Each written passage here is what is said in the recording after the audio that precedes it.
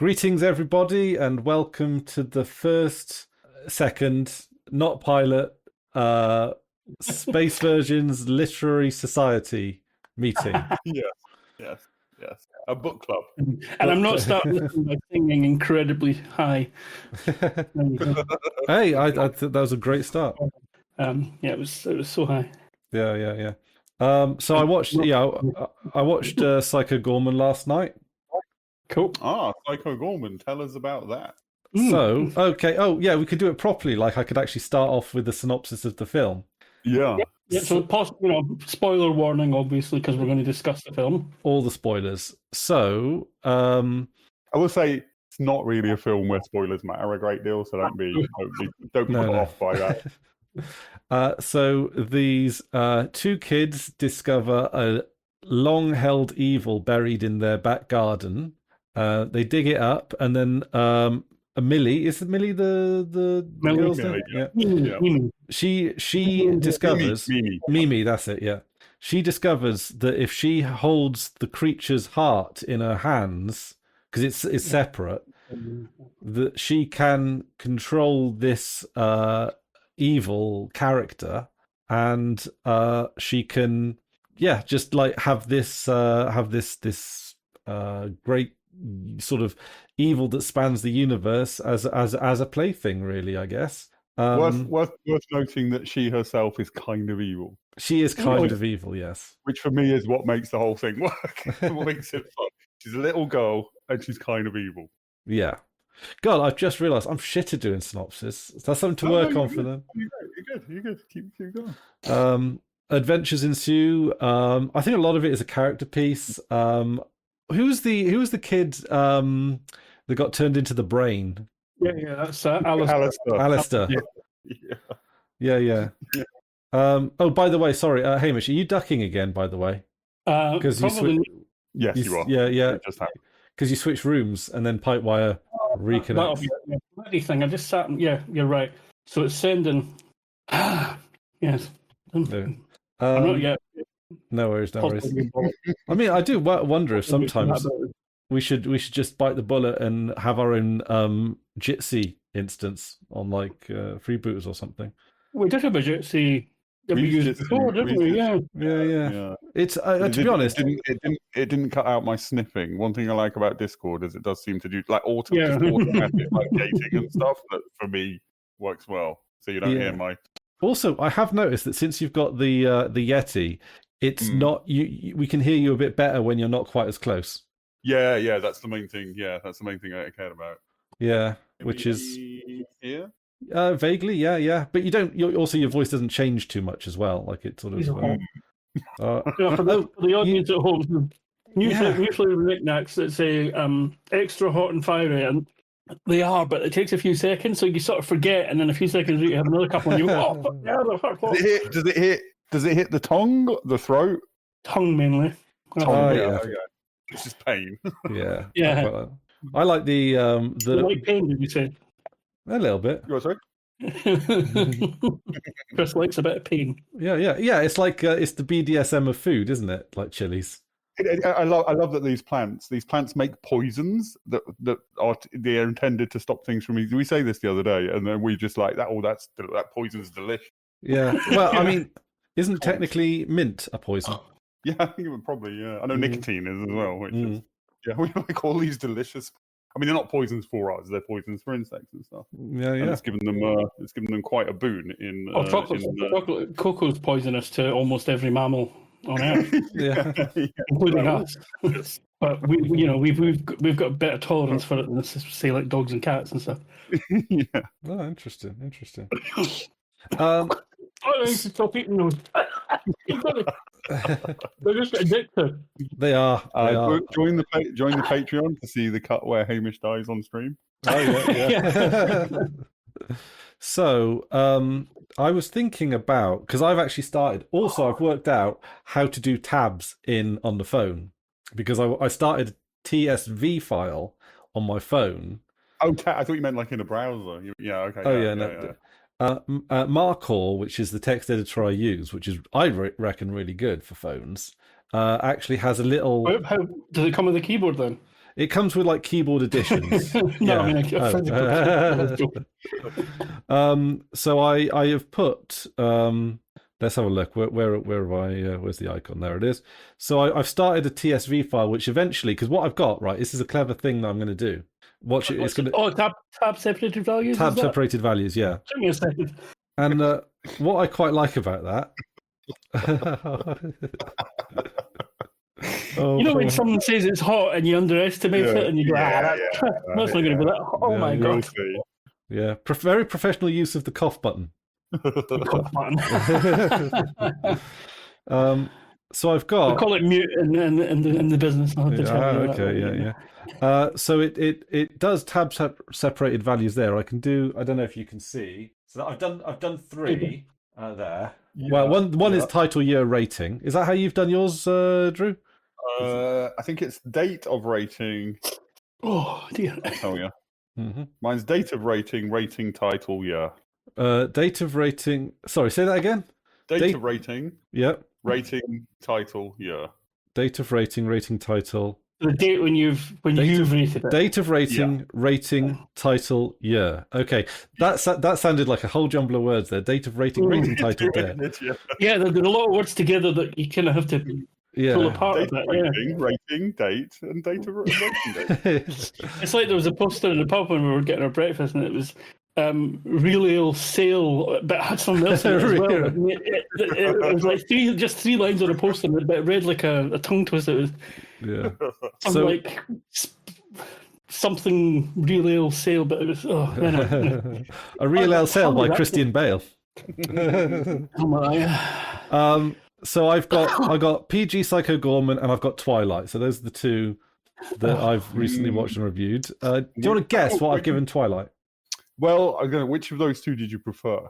Psycho Goreman, definitely, yeah. Okay, good. So it's not Twilight. We were talking about it yesterday, weren't we? So I know you don't like it, but I don't think Twilight's a 1. It's too interesting to be a 1. There is interest in there. It's fascinating. I mean, it's horrible. It's a horrible film. Not on no level is it enjoyable, good, or well made.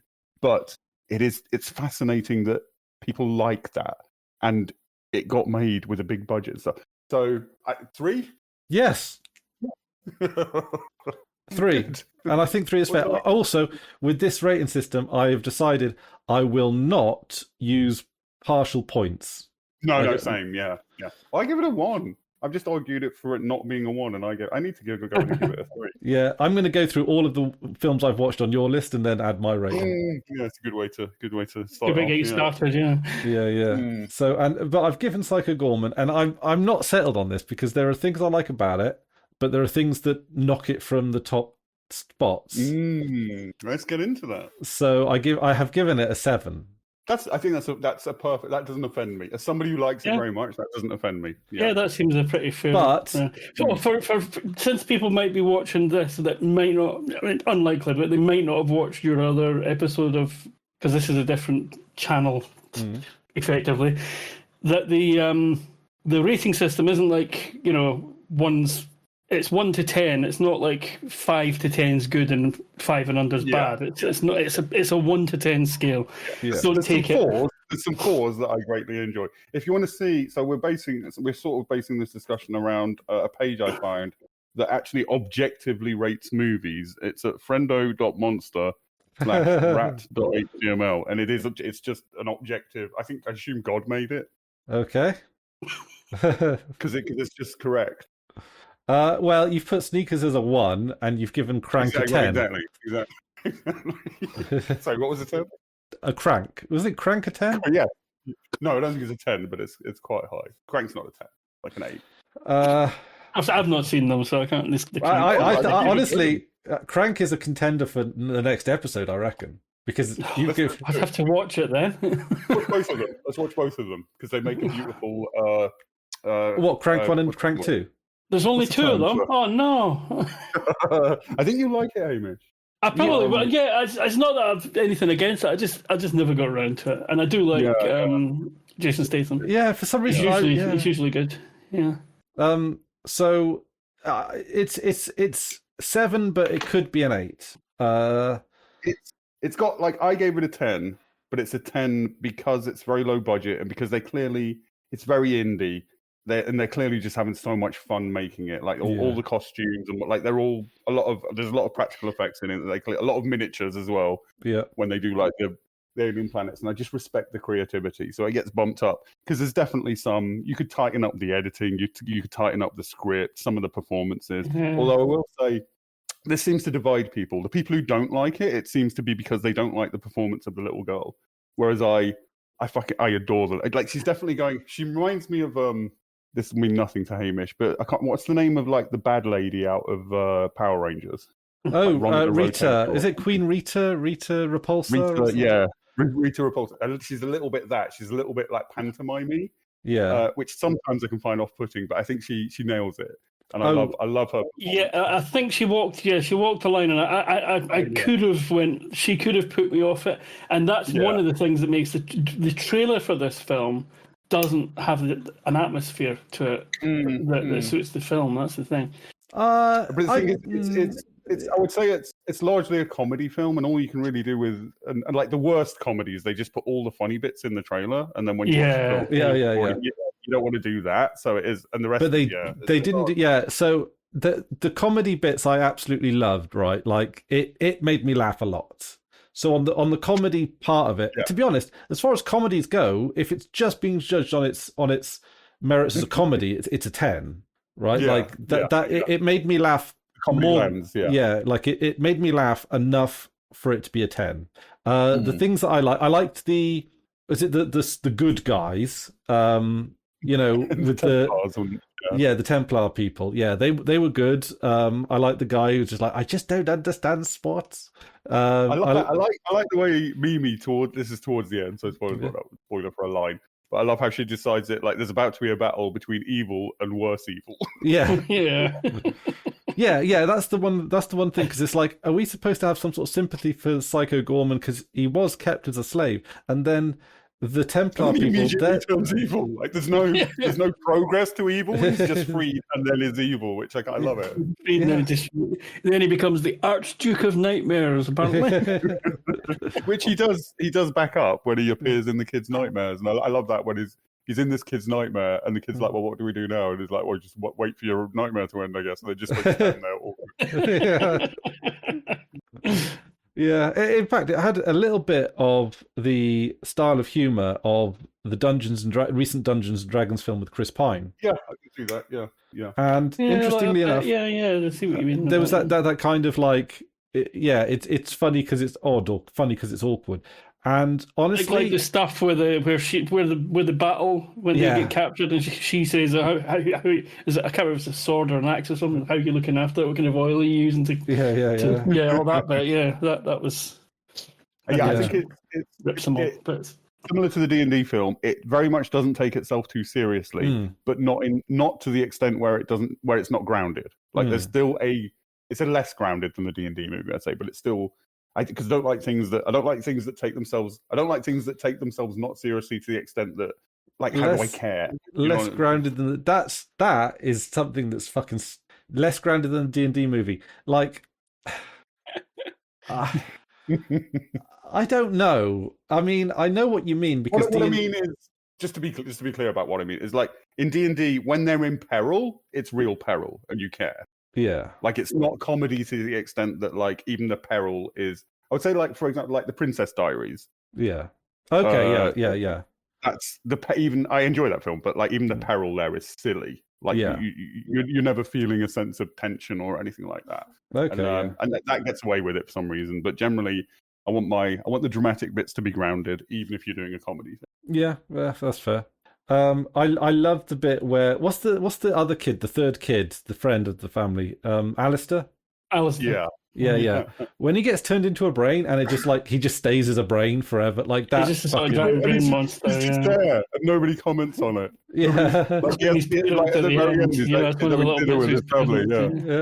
Nobody says anything. That's just happened. I love it. That woman that plays his mum, Alistair's mum, is she's the Templar woman. You know, obviously, that's what she looks like without all the makeup and effects and stuff. Okay, yeah, I did notice that the Templar woman is like three different actors, right? She's the voice, and the two different physical people. Yeah. Actually, I wonder if there wasn't a different one, but it's hard to tell because the woman that she teleports from Earth. Yeah. And then puts into like a little cube and squishes to the size of a cube that size. Yeah. I wasn't sure because you only see her for a minute. I meant to go back and have a look to see if that was the same actress that she uses the body of later, like she did the DNA or something, or if that was something. Because she looked a bit different, but then again, obviously that woman was scared and like bedraggled and like that. You know, but the other one was all tidy. Speaking of the bit where she squishes that lady in the cube, something I liked about the film is it doesn't draw anything out. Like you see the Templar, you see Psycho Goreman, he's clearly evil. You see the Templars, and they don't do the thing where like they look good for a while and then you find out they're just as evil. They're just straight evil from the start. Straight away you get them. They're just totalitarian slave masters. You're not trying to lead me along on anything. It's just here's the players. Yeah, absolutely. Also, I absolutely love when he made the cop a kind of. He just keeps shooting his gun. Yeah. He makes a sort of zombie out of the cop. Yeah.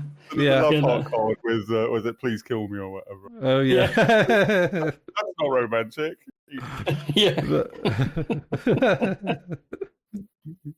And but one thing I don't understand about the film, maybe you can point this out, right? So when he comes up against his like foes, and there's the little fighting scene in the woods. Oh, with his old gang. With his old gang. Yeah. The zombie cop sort of changes sides. Yeah, well, because he hates Psycho Goreman for what he's done to him. Yeah. Oh, okay. Oh, gotcha. Yeah. He's not enjoying what's been done to him. Best line in the film, I think. I remember when we watched this with Wing, and he pissed himself at this line, and I think this is the funniest line in the film. Is when Psycho Goreman picks up the magazine and he's like, "I don't care for hunky boys." Or do I? and then later on, that gets a wee callback later, and it's yeah. And he's got his magazine. I can't remember what it is, but it's something to do with my hunky boys. Don't rip the magazine or something. I think blood just goes on them. That's it. Blood goes on. Yeah, my hunky boys. But speaking of blood, they're like some very fun. Like clearly, they just wanted to do a bunch of gore effects, and they're very like 80s. They're very practical. They're a ton of fun. Yeah, totally unrealistic. Yeah. But unrealistic in a fun way. Yeah. But satisfying. The one like a computer game sort of thing. The one where he opens his jaw and eats the henchman. Because that's warrior's death. Warrior's death. Oh. Yeah, to be eaten by your foe. That's a warrior's death. But it's like, even though it's obviously like it's obviously like silly effects, like it's still kind of it hits. Yeah. For some reason, it's disturbing despite looking fucking ridiculous. Yeah. Well, one of the reasons I meant to watch it, I should have watched it again last night instead of starting to watch another film, because I wanted to catch some more of the references. Because that's one thing. Well, I don't know if I've seen any more things by Steven Kostanski, so I need to look up what else he's done. In fact, I'll do that in a minute. I don't know if there are any. Right, I'll have to look at his page. Anyway, but yeah, the references are many, many, many references. Is this a picture? We've got a picture. That's the. It's so. I mean, when he's eating. It looks worse, as in more disgusting, on a still. Yeah, it does, doesn't it? Yeah. In motion, it's sillier. Yeah, in motion, because it's kind of like cutting back to different viewpoints and stuff. I love the expression of the E, though.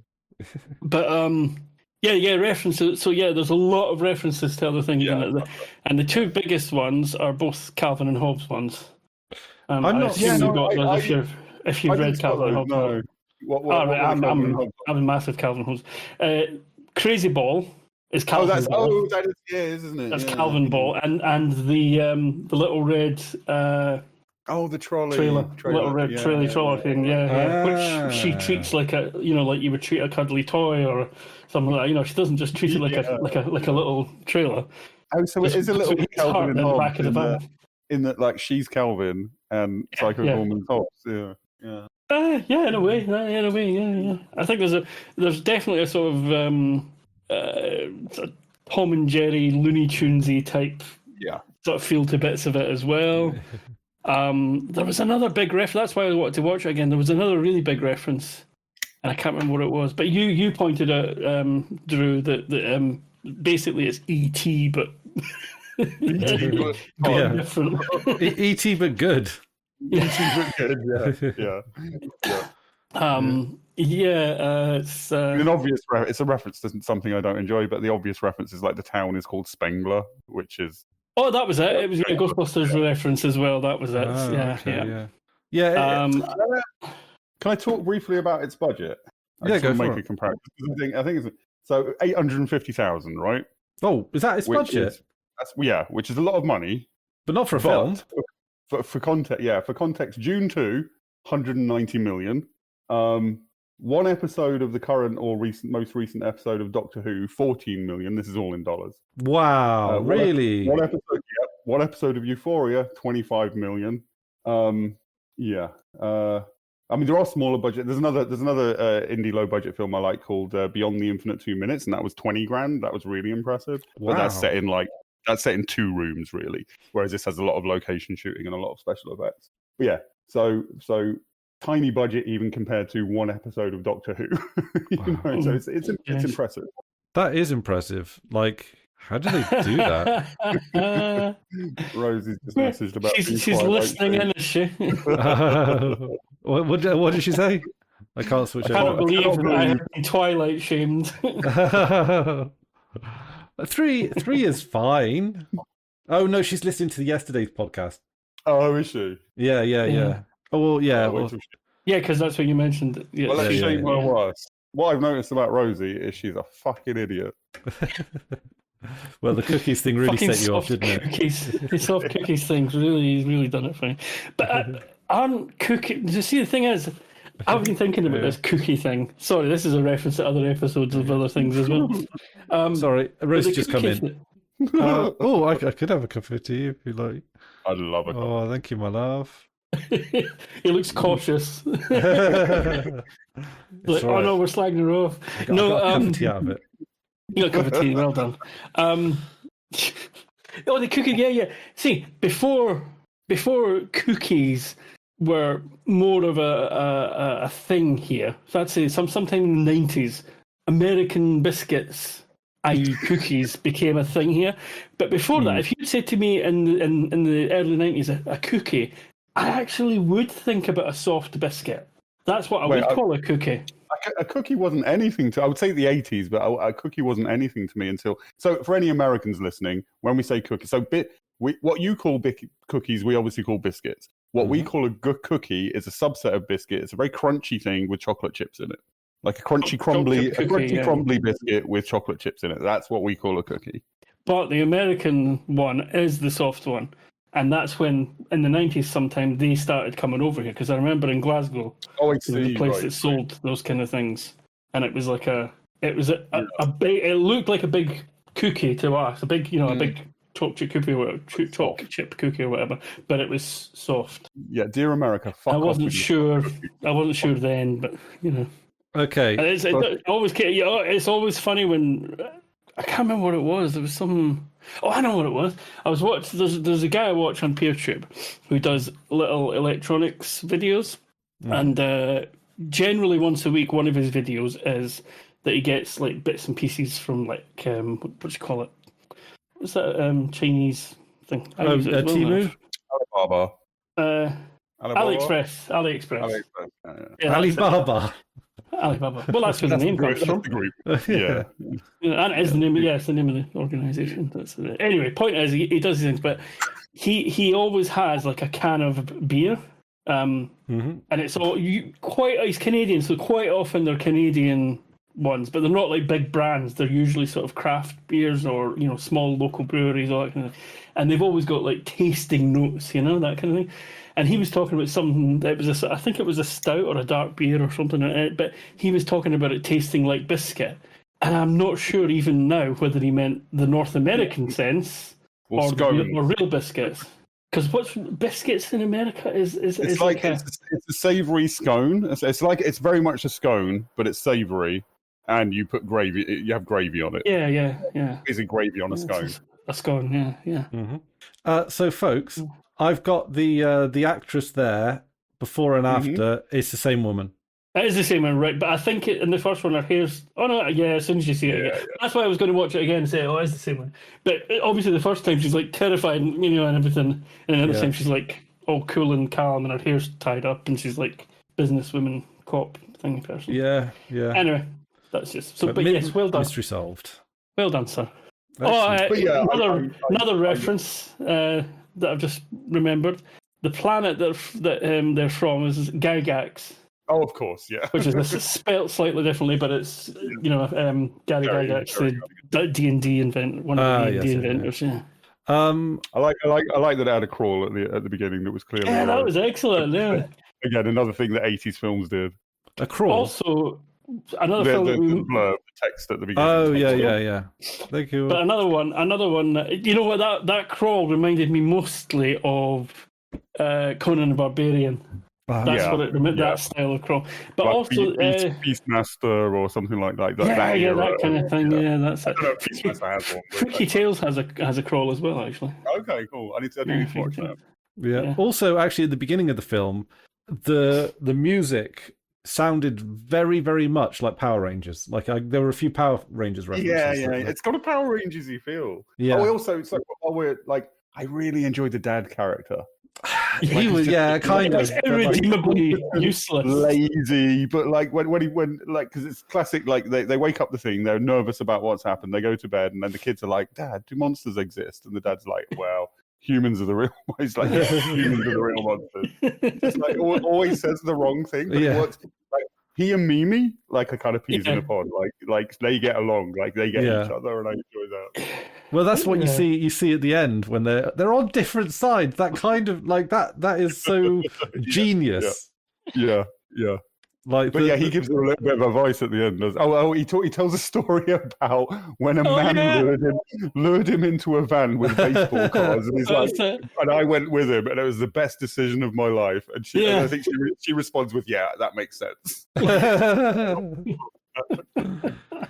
Yeah. And also, he makes a sword out of gore, which I kept thinking of as a pork sword.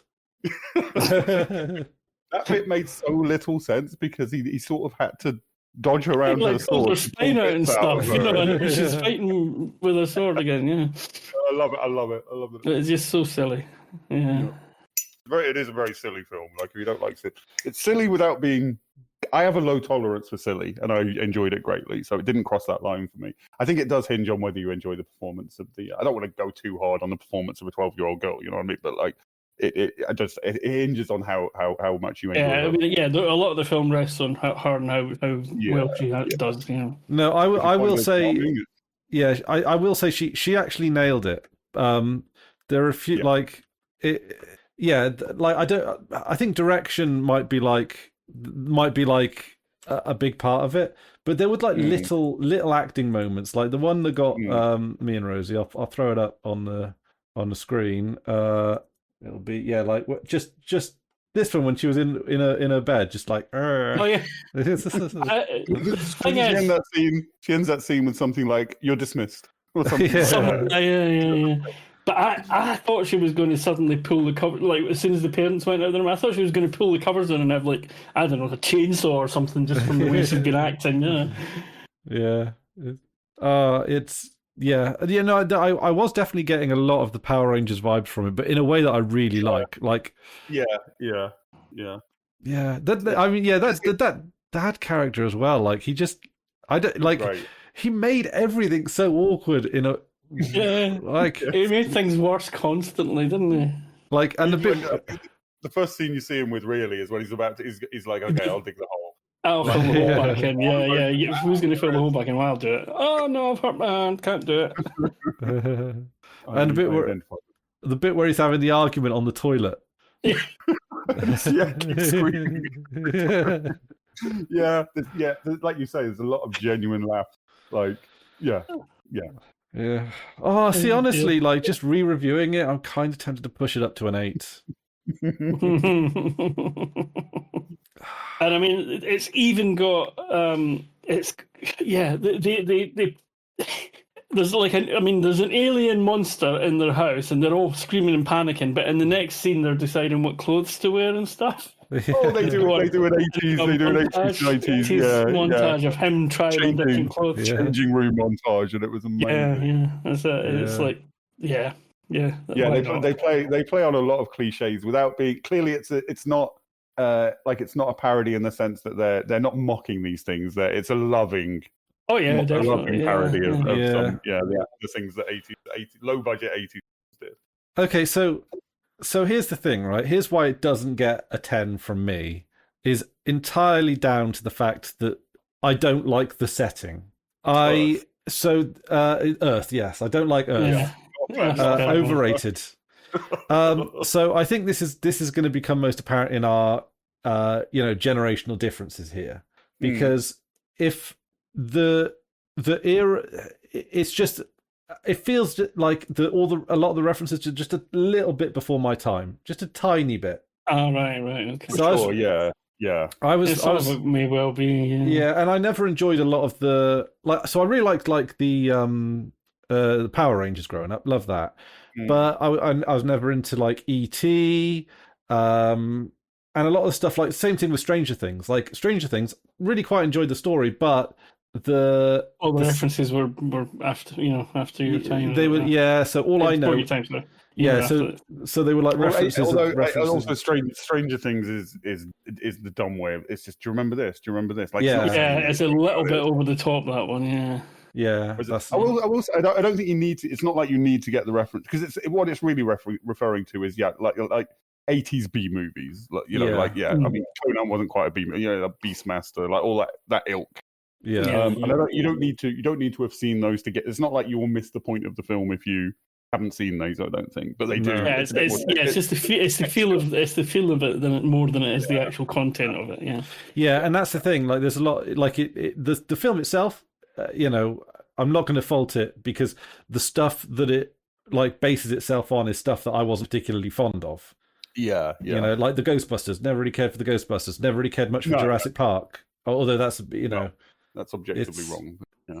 Like I don't. Okay, all right. I'll Jurassic Park. It just doesn't do it for me in the same way it does for everyone else. It's a perfectly good film. It's all right. I like Wayne Knight in it. Though, it was mind-blowingly. Dinosaurs are great. He doesn't like dinosaurs because they ate his girlfriend. No, yeah. You've grown a hand back. How do you manage that? Oh yeah, well they can do wonders with CGI on Discord now. You saw it in The Expanse. You get the arm. Oh, that's it. Yeah, you got the hand. Yeah. Wooden hand. In a lot of ways, it's a B movie-ish. Well, of course, it's a B movie. It is by every definition a B movie. Well, B movie as opposed to as a slightly separate category or subcategory of low budget movie. It's clearly a low budget movie, but not every low budget movie is B movie is a particular kind of thing, right? What's the difference between a B movie and a budget movie then? I think B movies originally were, what were the exact details? Like there was the A movie that was shown. Yeah, so the A movie was shown at like the prestige times, and then the B movie was to run during the times when like it was cheaper to go and see, and something like that, right? In the history of it, I think. I've not remembered that well, but that kind of thing. So there were lower budget movies, often with like sensational, like killer ants. Small premise, like the clickbait of movies, essentially. Yeah, that's a good way of putting it. Yeah, clickbait movies. Yeah. Have you seen any other Stephen Kostanski films? I don't think so. No, I'm just looking through some of them, and they look and sound like you probably would like them as well. Okay. It looks like he's got form, as it were, for the style that he does. Oh wow, here's one here that's 1,000 Canadian dollars the budget. Wow. A science fiction action film with a 1,000 Canadian dollar budget. Is it a short, or is it? No, it's 70 minutes runtime. Also, I do want to shout out to this movie being about 90 minutes long. 95 minutes long. Yeah, that's a good length for it. I never felt like it lulled. Comedy films do tend to be on the shorter side, because you get like laughter fatigue and joke fatigue. Yeah. But honestly, that's perfect length for a film. Vast of Night as well, which is Hamish and I'm talking about. Vast of Night also is bang on 90 minutes. I think we need to return to 90 minutes. Some films need to be longer, and I'm cool with that. Yeah. But every fucking Marvel film doesn't need to be 2.5 hours long. It's exhausting. Like, we need to go back for, if you're not making, there's nothing in them. Exactly. Those films, yeah. 90 minutes should be the default again. Yeah. I mean, basically, they just want to make cartoons. You know, everything's just cartoons. people's face. They just want the face of the famous people. And then because it's just all animated by computers. Another thing I wanted to say about this, it's not much acting either. Something we're talking about, Hamish, where this is another film where I don't think it's nailed down when it's set. Like, it's not like it's trying to be any. It's not like it's trying to not be right now. But you don't see a single mobile phone. And they've got CRT screens and stuff. CRT TV. Okay, there's a lot of films now where they're just deleting mobile phones because they ruin so many.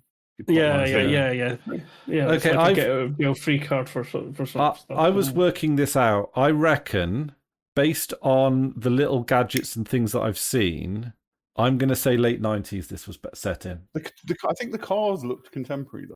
Like, I don't think it's any particular. I think it's. It's got a bit of a mix. Hang on a minute. I would give some of it early 80s to mid 80s. No, I don't think it's pieces. So the reason why, and I'm going to check to see if I didn't miss, because I only saw this like as I was watching it. I didn't like pause it and do CSI on it. The games console that they play, I think, is an N64. As in, it has N64 controls. The game on it, I'm not entirely sure. I think when they name a game, I don't think it's a real game, but I think it's something 64, which implied that was a pattern on the Nintendo 64. But I think it's a little bit how kids remember time. Oh yeah, yeah. That's you don't remember the era you're growing up as. Damn you for thinking of that. That's good. That's good. That's excellent. And also, I think this film gets kids. It gets kids how kids. I mean, it's exaggerated, of course, but it gets how kids into it. Like the opening scene where they're playing Crazy Ball, and like I love it when they do the cut where like the dramatic music is playing while they're playing Crazy Ball, and then it cuts to the mum watching it, and it just looks silly. Yeah. But again, kids' imaginations and the way kids are like it's kind of bullying but kind of not. They love each other, you know. It's like it's complex and it's interesting. It's not just not the saccharine like schmaltzy version of like kids siblings in particular. Yeah, I know what you mean. It's also I love the bit that you couldn't keep remembering the kid's name, Luke. That's Luke's name is like, and the boy, her brother, Mimi's brother. He literally says, I think the first time he literally says, "You should know my fucking name." It's not my name, but there's also a bit where doesn't he name the entire family apart from Luke at one point near the end? He names mum and dad by first name and stuff, and then he goes and boy, Mimi's brother. So it's got lots of silly little running jokes in it like that. Yeah. Also, one scene that I thought just was a cool scene. I don't even when they were doing the garage band, they were just singing in their garage. That was the other montage bit I forgot about. Yeah, I've forgotten about that. But it's interesting that they.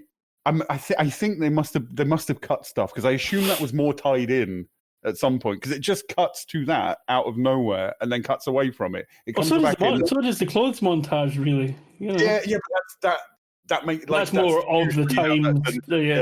Type of film. I imagine there was some subplot about them wanting to do music, like something, and then it comes together in some way when Alistair's turned into a brain playing the keyboard.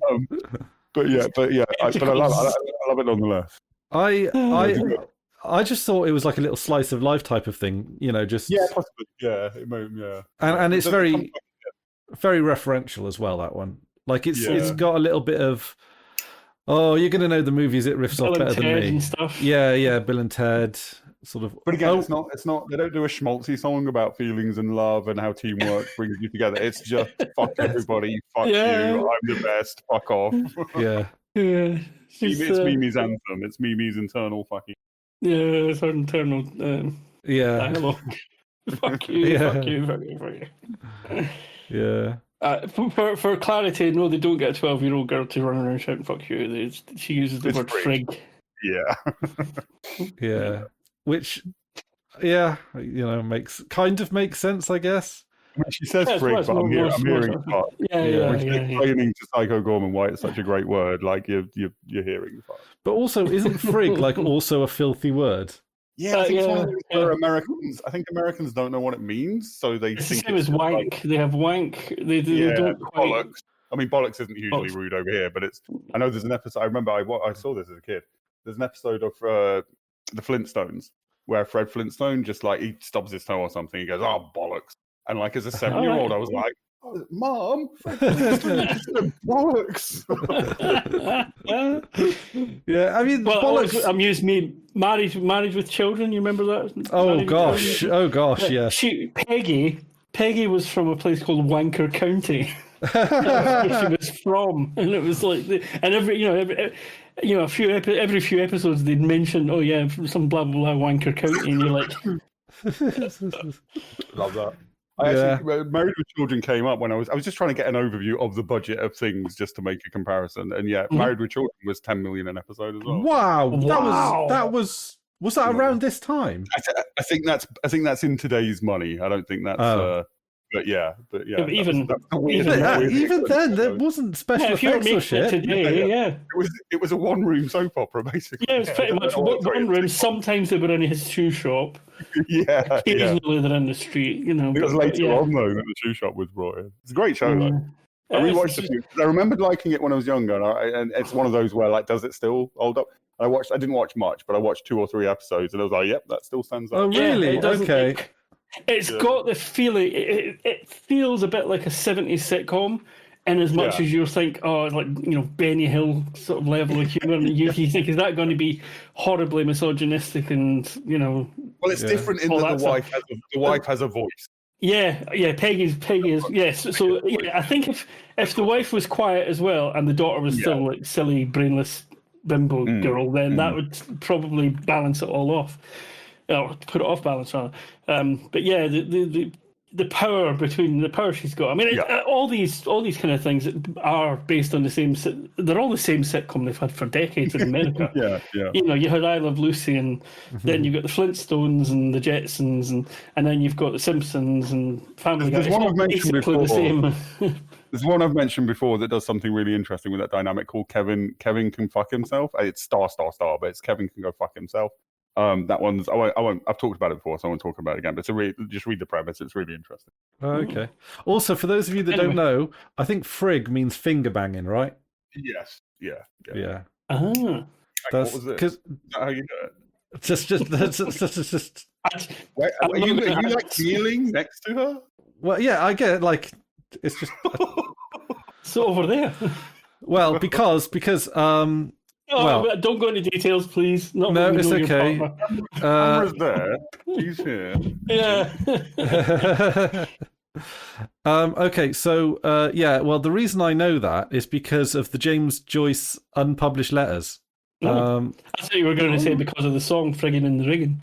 Oh, okay. From 1882 to right. So basically, it's on archive.org. The letters of James Joyce. That's so highbrow. Not if you read them. Just because it's old doesn't mean it's highbrow. This is the literary. He basically. I remember my mum went to Ireland at one point, and she went to like some stuff with James Joyce. She loved a good frigging. Yeah. She went to places where James Joyce was born or whatever. I can't remember exactly which place he was born, but it was. So she bought a copy of Ulysses, and I thought that's never getting. Even I tried it, and I can't. Yeah. And I thought my mum was never going to. Yeah, she's not going to be there. Yeah, Friggin' in the Riggin' is like a traditional dirty folk song, really. But the Sex Pistols did a version. I'm just trying to find like the best James Joyce letters. He wrote a lot of letters. Sorry, you talked over each other there. I missed. I think the Beastie Boys referenced that as well. There's a friggin' in the riggin' lyric in Beastie Boys somewhere. Oh right, okay. I'll have to check that out. But yeah, there's James Joyce love letters to his dirty little fuckbird. Okay, just to get an idea. I'm going to put a picture of James Joyce, the filthy guy. Right up here, and I'll just do that for that's on. Disgraceful, man. Okay. My darling little Covent girl, there is something star too near the earth for. I am still in a fever fit of animal desire. Today I stopped short often in the street with an exclamation whenever I thought of the letters I wrote you last night and the night before. They must read awful in the cold light of day. Perhaps their coarseness has disgusted you. I know you are a much finer nature than your extraordinary lover, and thought it was you yourself, you hot little girl. You first wrote to me saying that you were longing to be fucked by me, yet I suppose the wild filth and obscenity of my reply went beyond all bounds of modesty. When I got your express letter this morning and saw how carefully you are this morning and saw how carefully you are of your worthless Jim, I felt ashamed of what I had written. Yet now, secret sinful night has come down again on the world, and I am alone again writing to you, and your letter again is folded before me on the table. Do not ask me to go to bed, dear. Let me write to you, dear. That's actually quite a tame bit of it. Love it. The letters between Napoleon and Josephine were filthy. Yeah. To read them. I love. Yeah, I wish we could be filthy and like that, like poetic at the same time. Right. It was you who slid your hand. We just say rude words. Yeah. It was you who slid your hand down inside my trousers and pulled my shirt softly aside and touched my prick with your long tickly fingernails and gradually took it all, fat and stiff as it was, into your hand and frigged me slowly until I came off through your fingers. All the time bending. Went both ways. This episode's taking a turn, isn't it? He's just going to read the whole thing. All the time bending me over and gazing me out of your quiet saint-like eyes. It was your lips too which first uttered an obscene word. I remember well that night in bed in Pola. So there we go. There's some literature. I'll put a link to. Yeah. I don't know. I'll put a link if anyone else wants to. There we go. Yeah, check out the link down below. Check out the link, yeah. So there we go. Yeah, if you're watching this, I'm probably not going to be bothered to put the link in the description. Maybe I will, who knows? So you have to type all of that out, I'm afraid. Oh, they can see this, so they can see the chat. So yeah. I mean, if you Google James Joyce dirty little fuckbird, that will probably get you. Yeah. And you should. We should all read more literary filth. Literary filth. Yeah. I'm going to have to watch. I forgot there was an animation to go with the Sex Pistols frigging in the rigging. Oh yeah. Oh, see, the Sex Pistols they always disappoint me because they sold out, didn't they? Oh, they're so disappointing. Oh, I mean, the music was enjoyable. Yeah, but... John Lydon is a complete fucking hypocrite. Yeah, he'll do anything for money, that man. And he always made out that he was some sort of rebel, but they just got lucky that they happened to get the bit of publicity. Yeah, there was lots of better bands and. Well, see, okay, Hamish, you're the music guy, because this one always kind of irked me a little bit, but I don't know if I'm being a bit reactionary.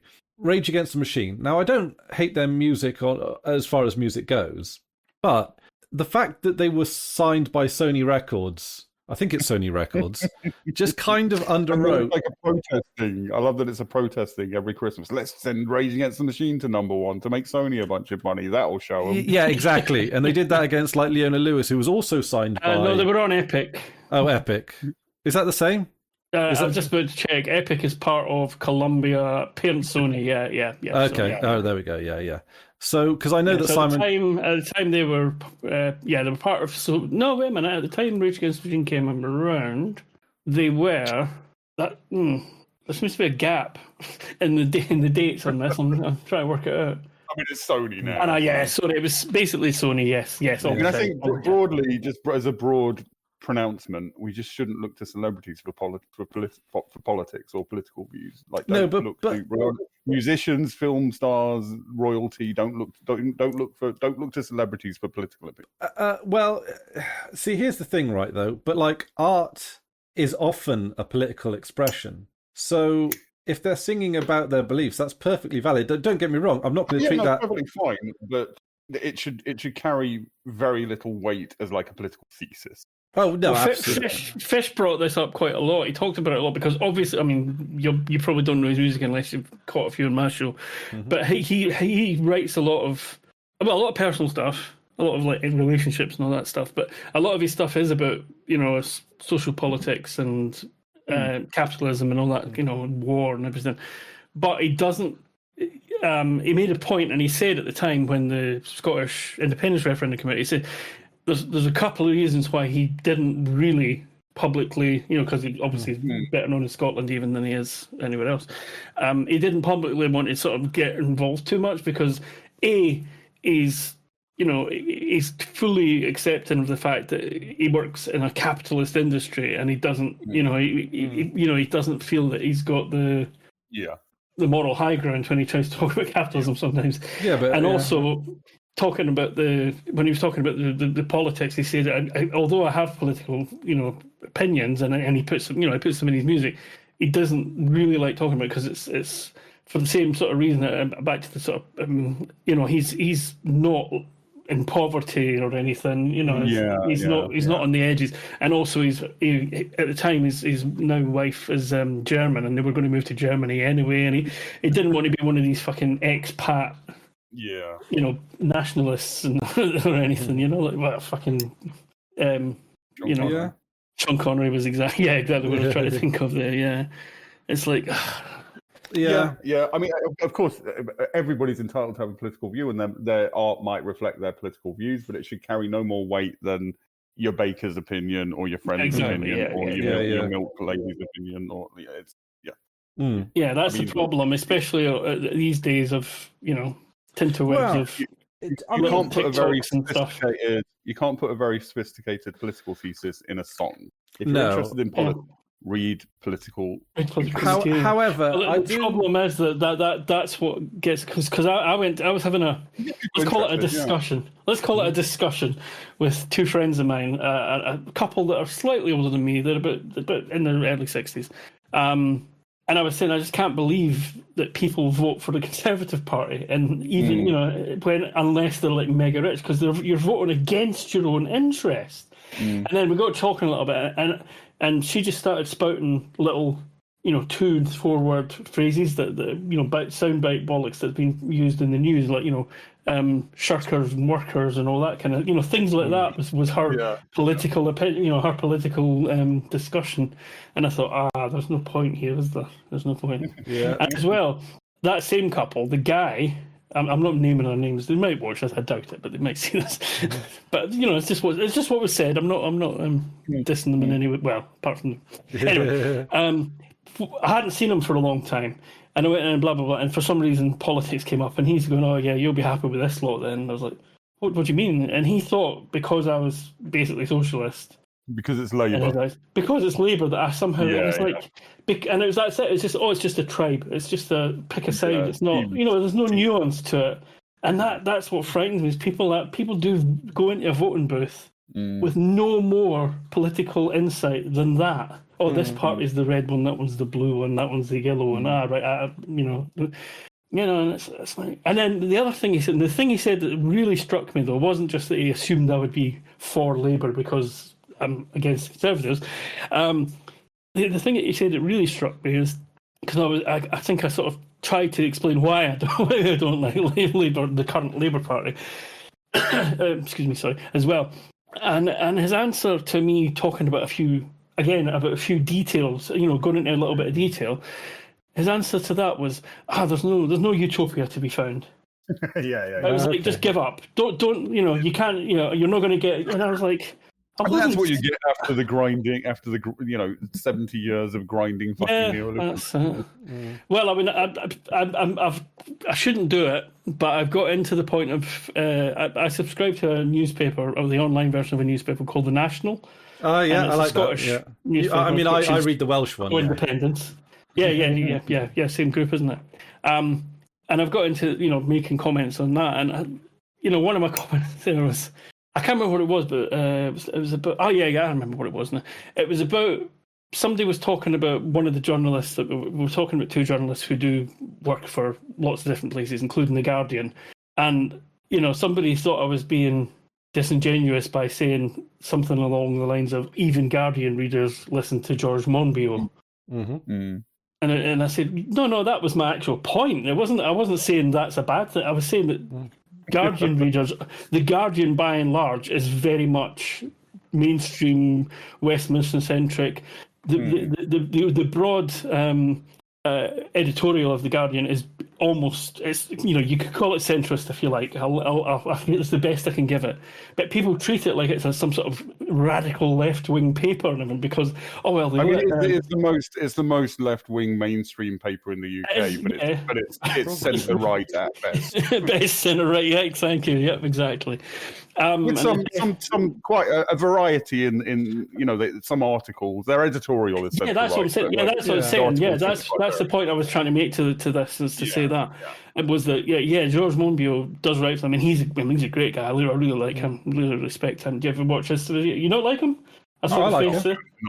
Not a fan. I think he's very well thought. I don't think he is. No, I don't think so at all. But anyway, but the point is that they let certain people do guest columns and stuff. And then they think, oh well, if George Monbiot and what's the wee guy? He's a bit of a rage baiter to sometimes. The wee guy. I think you mean the one Chris doesn't like, whose name I also can't remember. Owen Jones. Yeah, I don't like him. He's a bit of a cosplay socialist, I think. No, I don't think he's a cosplay. I just find him very irritating. He is irritating. He's a bit. I don't think he's in the right. His arguments are fine. He's just personally irritating. Yeah. Oh no. I would agree with a lot of what he says, but the way he says it and the way he just sort of stands back and goes, I'm correct now. And that's it. And it's like, that's the sort of attitude he's got. But again, in that same article, I made two different comments. One of them was that one about the difference between articles and writers, guest writers in the Guardian and the actual Guardian. But the other one was a similar on the same article, another comment. Somebody had said that Owen Jones this time, that he doesn't actually think Scotland should be independent, and he doesn't mention Scotland. He talks about socialism in the articles and stuff that he writes, but he doesn't mention Scottish independence. And you don't have to. It's not that's not the only thing in that paper. But somebody else said, I've met him a few times and I spoke to him about something like this, and he doesn't think Scotland should be independent. He's because that'll leave them stuck with the Tories forever. And I said, I've got friends like that say they didn't want Scotland to get independence because then England would be stuck with the Tories. And I said, wake up, you've had the same fucking government in England for the last 47 years anyway, no matter what they're calling themselves, and Scotland did not vote for, almost constantly Scotland did not vote for what the British government. I mean, a little bit for Thatcher, but everybody voted for fucking Thatcher at that point. Some point, some tiny bits. Well, maybe. Yeah, I mean, I get the argument. I don't think that's a valid argument. It's not a valid argument to say if you leave, our government will be worse. Like, that's not your problem. Well, that's what I said. But the worry is valid. I'd rather see a unified socialist Great Britain than us all splitting up. And everywhere outside of London is equally... If I thought that was possible, yes. I do not think that's... Because the problem is... People in the north of England are just as fucked by London as Scotland. Exactly. Yeah, that came up in the discussion as well. Yeah. People outside of... And the working class in Scotland and the working class in England have the exact same problems. And we do have a shared culture. Yeah. Well, that's what... In an ideal world... But if I was Scottish, if the choice is hope for that in some distant future versus let's go independent and sort ourselves out now, I'd of course vote independent. When you start talking like that, I was talking about. Sorry. When you start talking like that, I just think, well, why not Europe? If we're going to have international socialism, why not do it through? Why not Europe? Why is it UK? Scotland didn't want to leave the EU.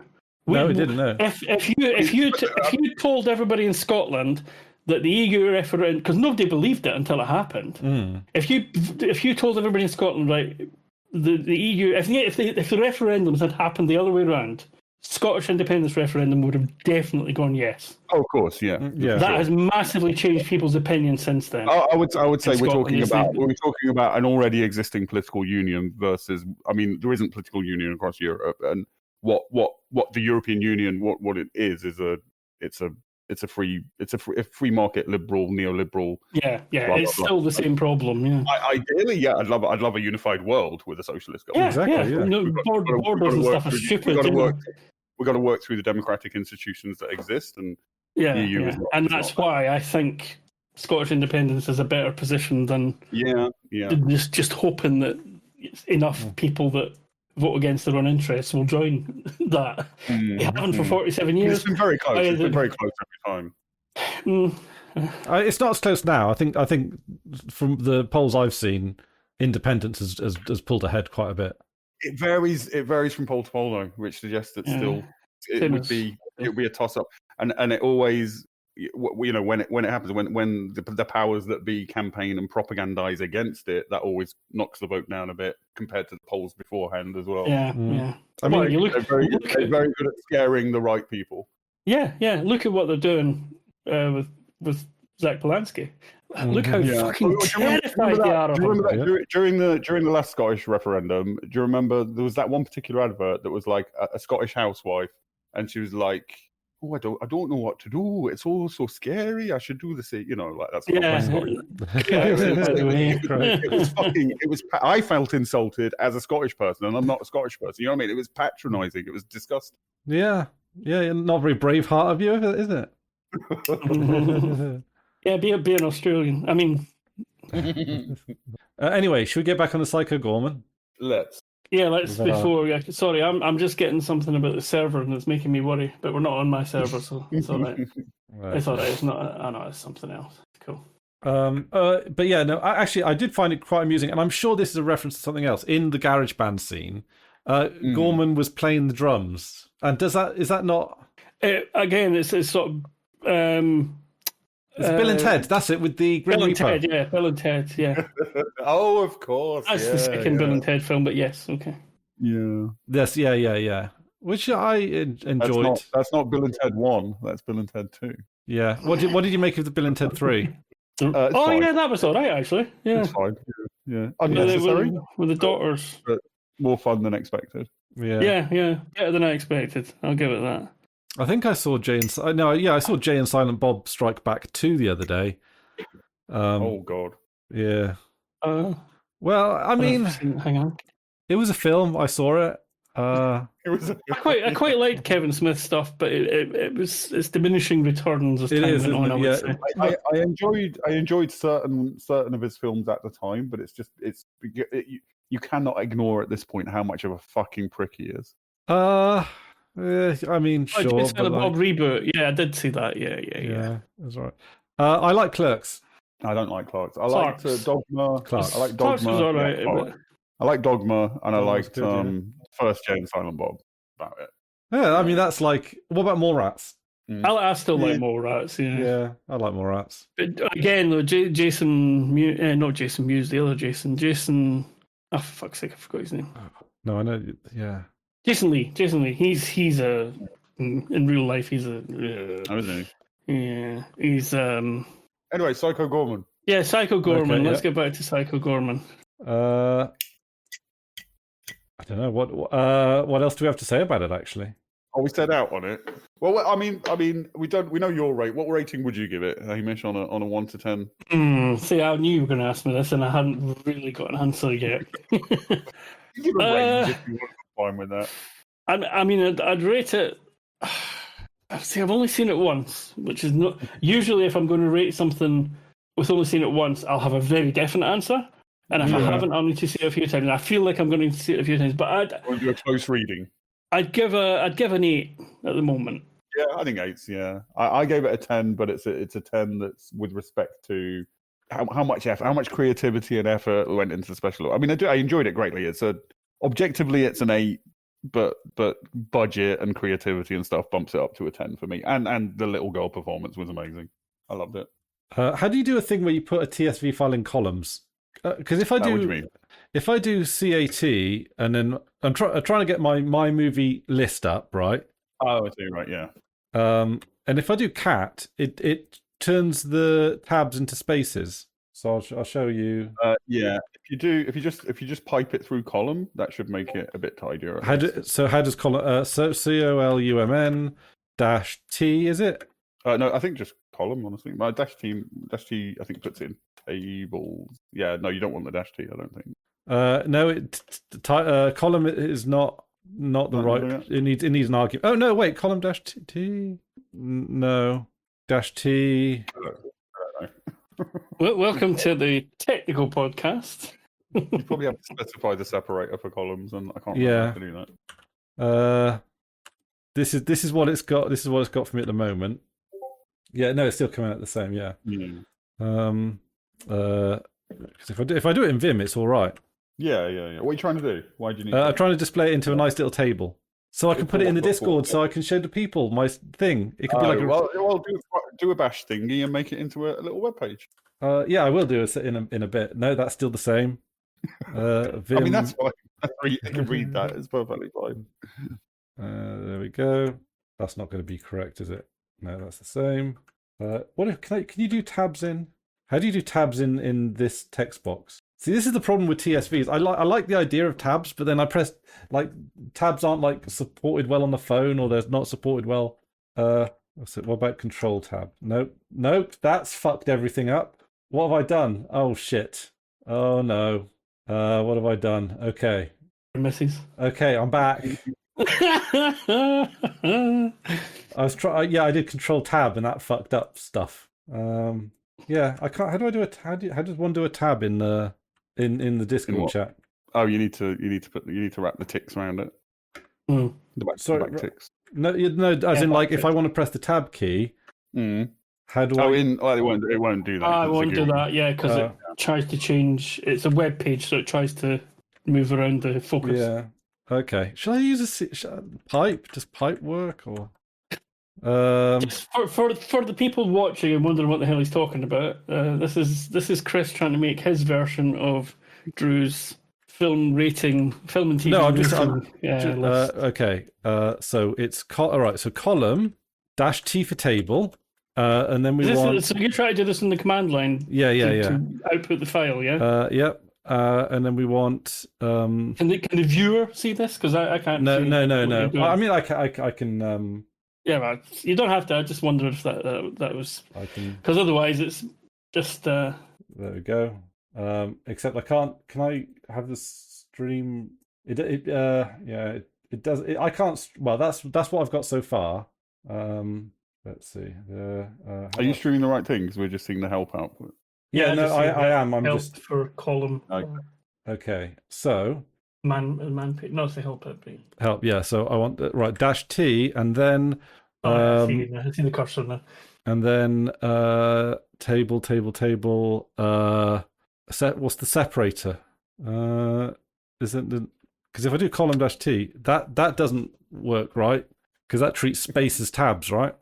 Yeah, it will default to spaces, I think, as a separator. You can do -S.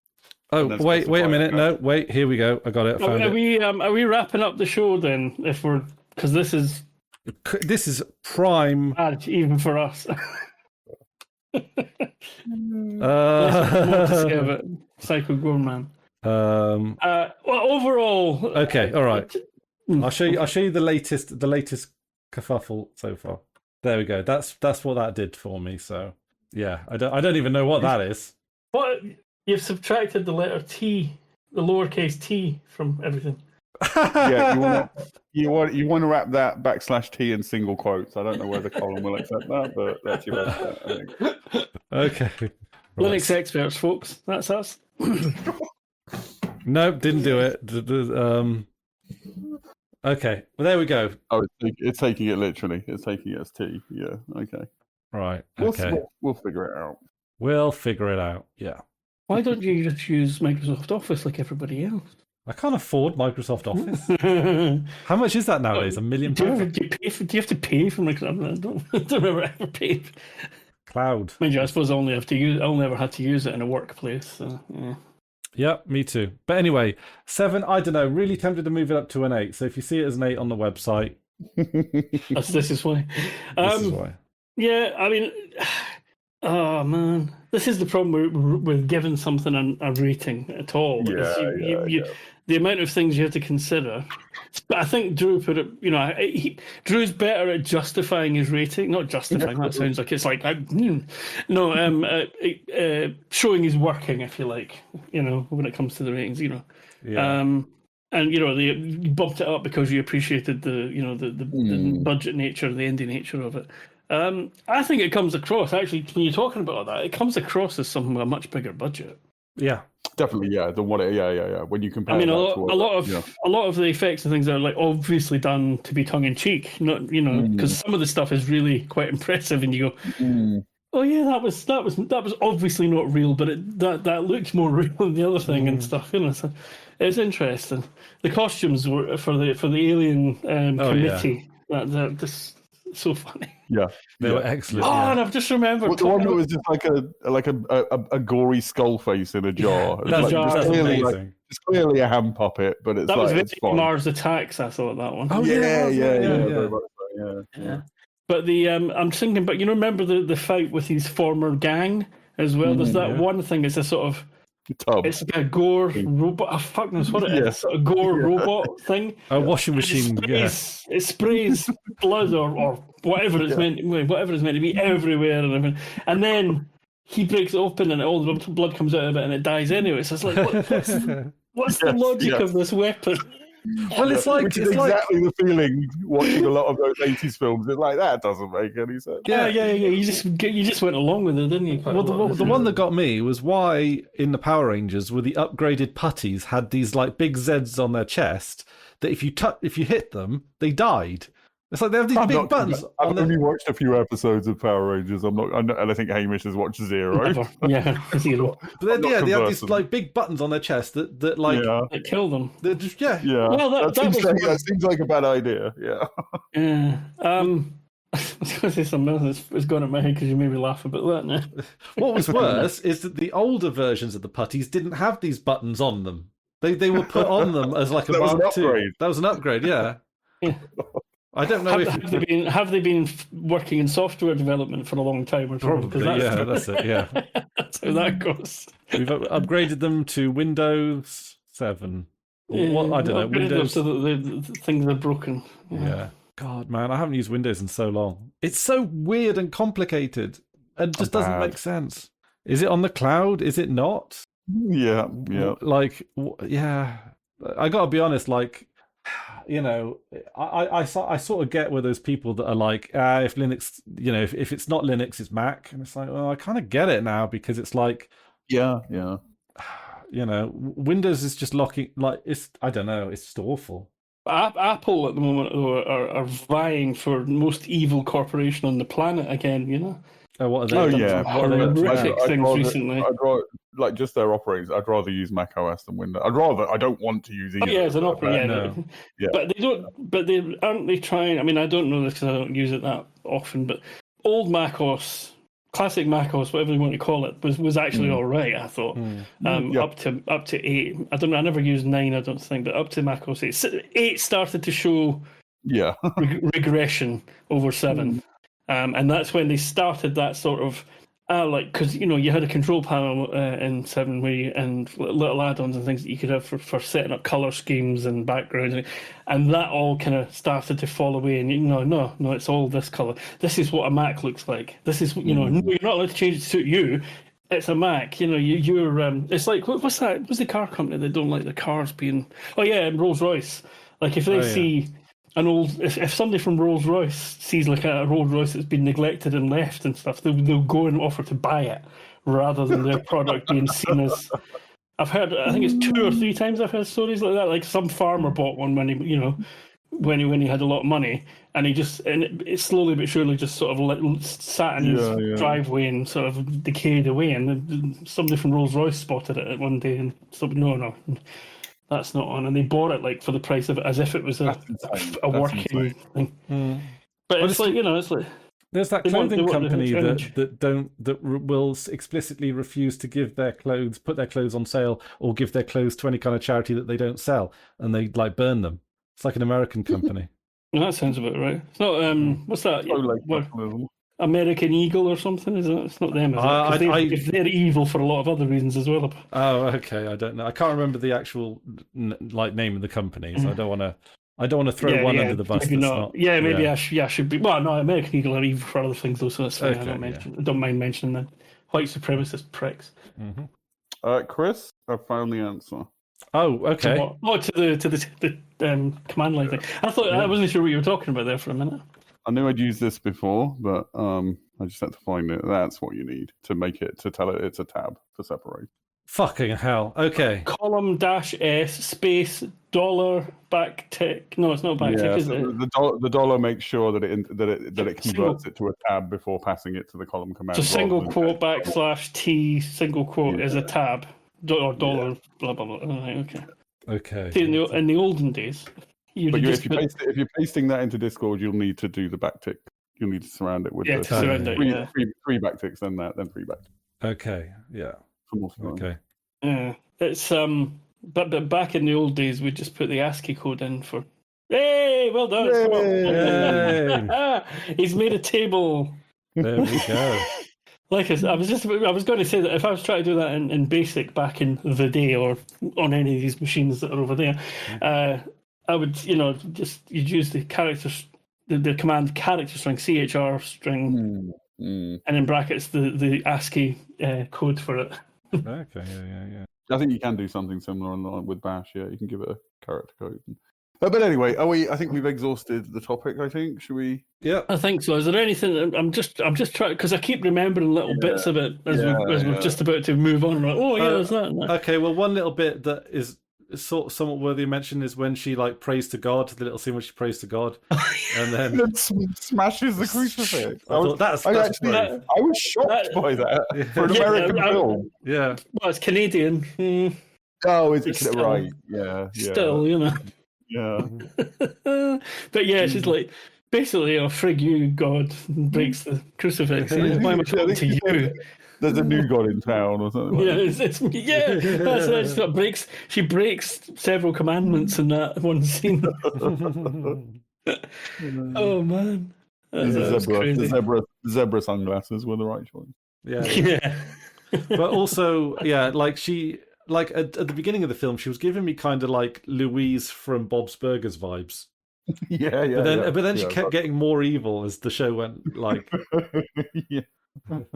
There is a little because there's never it's very much spoilers for the ending, but there's no redemption. Because they hint towards him learning about love, but he learns about love. He takes entirely the wrong message. He does spare those lives, but his intention is to kill the rest of humanity in their I was going to say there's blah blah blah. I'm reading from the Wikipedia entry. PG defeats Pandora and devours her. PG returns the now powerless gem because the gem that she was using to control is no use. He gives her it as a sort of keepsake, stating that after witnessing the family's affection for each other, he is now powered by love.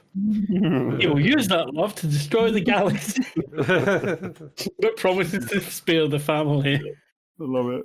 I think after you, because I think I recommended it to you, Hamish, and then the next morning, I think you just messaged, no lessons were learned. Yeah, that's it. Yeah, no lessons are learned by anybody in this film, and it's great. Yeah. Oh, God. Okay, so the subversion definitely actually here's a little what if for you, right? Most of the time she was completely ruthless and selfish, right? Yeah. But the one time she does show any actual compassion, it's for her brother. Yeah. Even though she's done a lot of horrible things to him up to that point, she does not let her that's brother.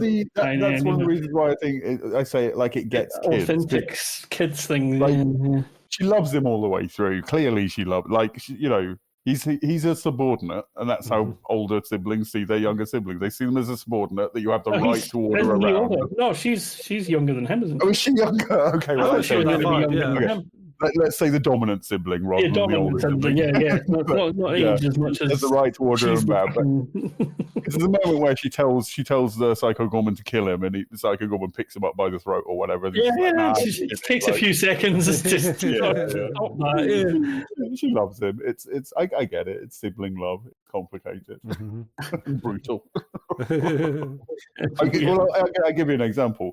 There was a time when I thought it would be a funny prank I was probably about 9, so my sister was about 6 or something.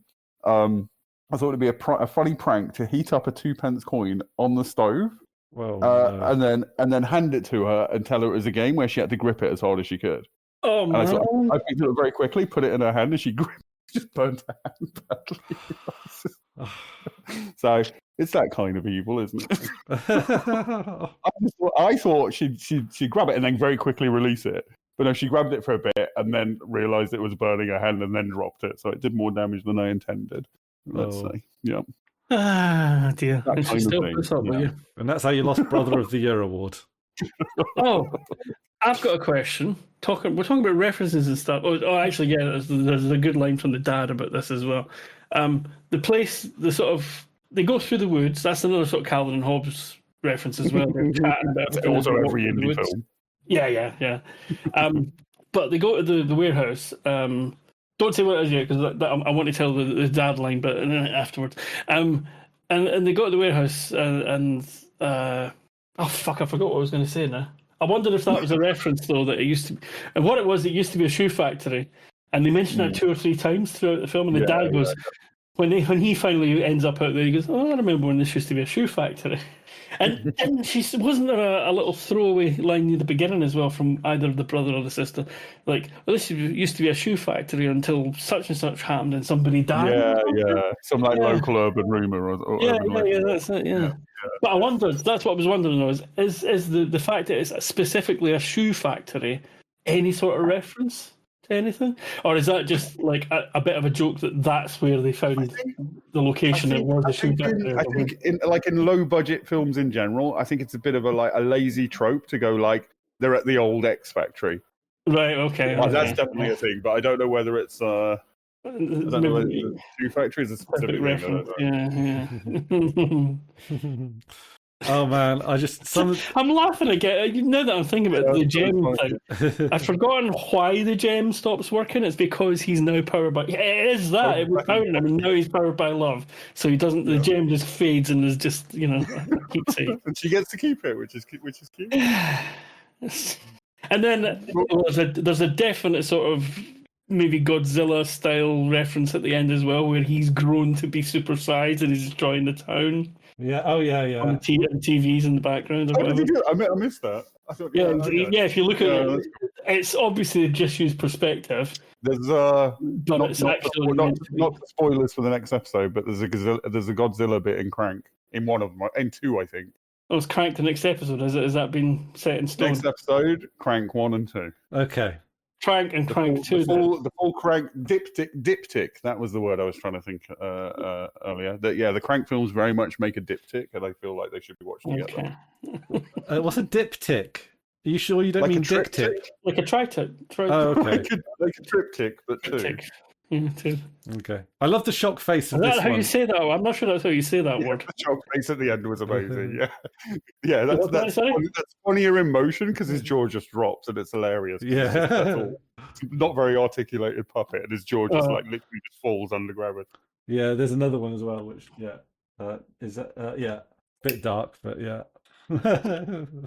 Yes, that made me laugh as well. Yeah.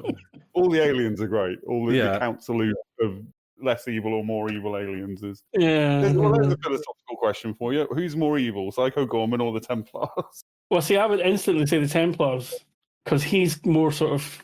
He's overt and chaotic evil rather than oppressive.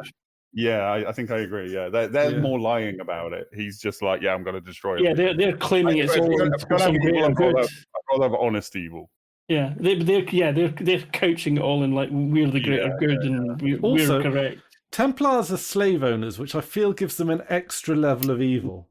Well, we don't know if he's not, but yeah. I don't know. Like, if you're a former slave, you're probably against slavery. You might be surprised. I would hope. You'd hope. You'd hope, though. Yeah. Okay. I think Chris said near the beginning, if you just judge it as a comedy, it's an absolute success. Like, no. Yeah, the guy that plays the dad is in a few other films by Steven Kostanski. Well, he was great. He was great. It was just so weird. It's a very low budget film, so some of the acting performances are a bit shaky. But I thought he was excellent. Like, there's little moments where, like, when he's sitting in his living room watching his TV, and like some kind of power thing comes through the wall and just bounces off and smashes his TV. He just curls up into a ball and like screams, and it's very real. Starts crying, I think.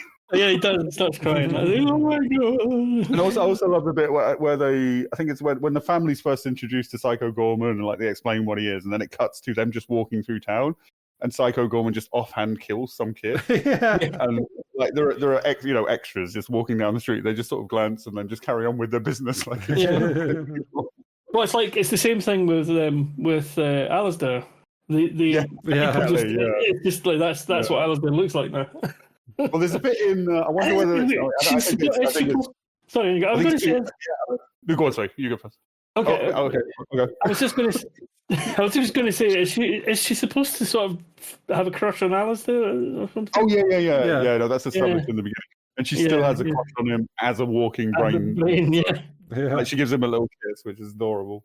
Yeah, there's a bit in Gremlins 2. I don't think this is a reference as such, but there's a bit in Gremlins 2 where it's the bit where the winged gremlin falls into some concrete and then he's attacking that old man who's in the first film, and this is in New York, and all the New York people going about their business, they sort of just glance up at this fucking gargoyle attacking this dude and just glance up and then just carry on walking, which is clearly a commentary on New York people. Yeah. I wonder if that's a little bit of a... Maybe that's the reference there, yeah. God. Okay, all right. I'm going to have to put this up to an 8. I'm like, as I scan through the film, there's so little like waste. There's there's so few scenes that don't hit. Yeah. Did Rosie enjoy it? Yeah, she enjoyed it. Yeah. No difference. I can ask her what she gives Psycho Goreman out of 10. Yeah. Are you texting the person that's in the same house as you? Well, I'm going to say I bet Drew does that as well. Though, she's downstairs baking at the moment. I don't want to interrupt her. You could just nip down Astor, Well, then I'm on a podcast at the moment. I don't know if you've noticed. Why walk down when you can send a text message via a server in America? Yeah. Okay, right. Message sent. Yeah. So we'll just see. And okay, this could backfire. I could even ring her, to be honest. Okay, I'll try. Okay. What if she's got flowery hands? You said she's baking. She might have flowery hands. Tight with the nose. How do you do speaker? Warn her that she's on. Yeah. What do you want? Is that the speaker button? There we go. Yeah. Is she on? She might be like she's baking, so it might be. Yeah, if her hand's like Amy says, yeah. Come on. But yeah, no, I think just looking at how like there's just no filler in this film. Everything they've got is part of the experience. I wouldn't necessarily say it's like hugely narratively connected, but it's all kinetic towards something. Yeah. All right, no answer. So, but yeah, she definitely enjoyed it. She would probably I reckon she'd give it about the same 7 or 8 or something. She laughed as much as I did. Yeah, good. Yeah. And now you're giving it an 8. Why not push it up to a 9? Oh, hey Rosie, what score would you give Psycho Goreman out of 10? 7? Yeah, about 7. It was same to me. Okay, yeah, 7. Yeah, Hamish gives it a 7. Okay, yeah, cool. All right, dismissed. Wow. You'll pay for that, I'm sure. That was some Mimi energy. Yeah. That's getting too much above his station. Yeah, there's a new god in town. Yeah, that scene. I'd say out of the whole thing, that is probably the most genuinely shocking scene. Yeah, because you don't expect that in an American film. Saying like, I'm literally saying the kid saying she's God. And breaking the cross. It's like, fuck. I'm surprised that's not been. I'm surprised the film doesn't get noticed for that and then gets blown up into being a huge hit because people go and see it because of religious people moaning about it. Well, a lot of the references are kind of because that is kind of a reference to that is a kind of moment that happened in all those films, but it would usually be weird. Like the kid would pray and a shaft of light comes in and they get an idea, and this completely pisses on that. Yeah. With reality.